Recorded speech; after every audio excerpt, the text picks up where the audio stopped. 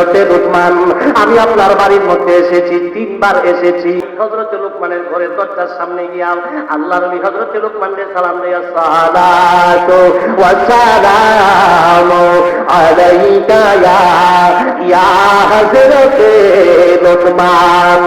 আল্লাহর নবী গো,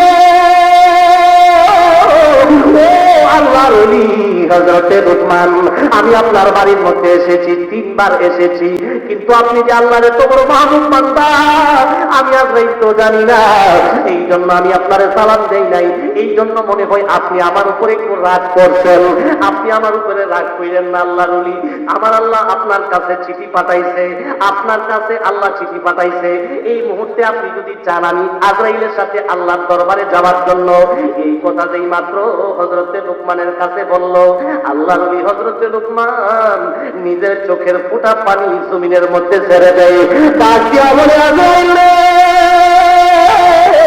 দুনিয়ার জমিনে এসেছি 1000 বছর হয়েছে, আমি আল্লাহর সাথে দিদার হই না, আল্লাহর সাথে আমি লুকমানের দিদার হই না। 1000 বছর পর্যন্ত অপেক্ষায় ছিলাম, কোন দিন জানে আমার আল্লাহ আমারে ডাক দেয়।